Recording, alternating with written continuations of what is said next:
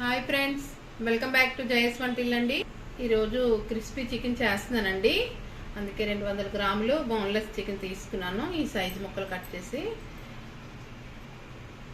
Chicken అండి. 1/2 spoon అల్లం వెల్లుల్లి పేస్టు, 1 స్పూను జీలకర్ర ధనియాల పొడి అండి, 1 స్పూను సాల్టు, 1/2 స్పూను పసుపు అండి, హోల్ గరం మసాలా 1/2 స్పూన్ అండి, కారం 2 స్పూన్లు అండి, కరివేపాకు, 4 పచ్చిమిర్చి, 1 నిమ్మ చెక్క అండి, 2 స్పూన్లు ఆయిల్ వేస్తున్నామండి. ఇప్పుడు కారం వేస్తున్నాం, గరం మసాలా వేస్తున్నాం అండి, హోల్ గరం మసాలా, సాల్ట్ వేస్తున్నాం, పసుపు వేస్తున్నాం అండి, జీలకర్ర ధనియా పొడి వేస్తున్నాం అండి, అల్లం వెల్లుల్లి పేస్ట్ వేస్తున్నాం అండి. ఇవన్నీ బాగా కలిపిసుకోవాలి. నిమ్మచెక్క పిండుకుంటున్నామండి. మనం బాగా కలిపిసుకుందామండి. బాగా కలిపిసుకున్నామండి. ఇది మనం నచ్చితే మ్యాగ్నెట్ చేసుకోవచ్చండి, లేకపోతే ఫ్రిడ్జ్లో పెట్టుకొని మ్యాగ్నెట్ చేసుకుంటే మనకి ఇంకా బాగా వస్తుంది.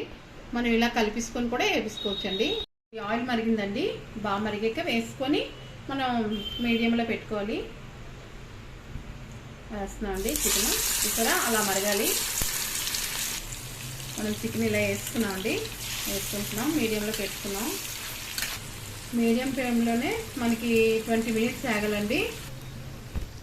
వేగుతున్నాయండి ముక్కలు మనకి. చూసారా, కొద్దిగా కట్ చేసి కరివేపాకు పచ్చిమిర్చి వేసుకోవాలండి. ఇలా వేసుకోవాలండి. చూసారా, ఇంకొద్దిగా అయితే మనకి రెడీ అయిపోయినట్టేనండి చికెను. మనం ఇలాగ కూర మంచిగా వేగకండి, ఆయిల్ తీస్తాను. చూసారా, ఎక్స్ట్రా ఆయిల్ తీస్తాను మనకి. అందులో మళ్ళీ హోల్ గరం మసాలా పొడి వేస్తున్నాం అండి, కొంచెం 1/2 స్పూను, 1/2 స్పూను ధనియా జీలకర్ర పొడి వేస్తున్నాం అండి. బాగా కలిపిసుకోవాలి.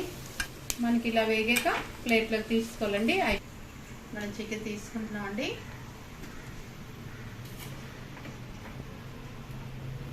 చూసారా, ఇలా వేగాలి మనకి.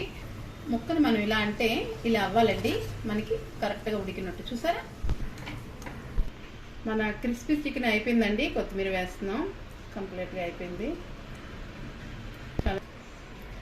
చాలా బాగుంటుందండి చికెను.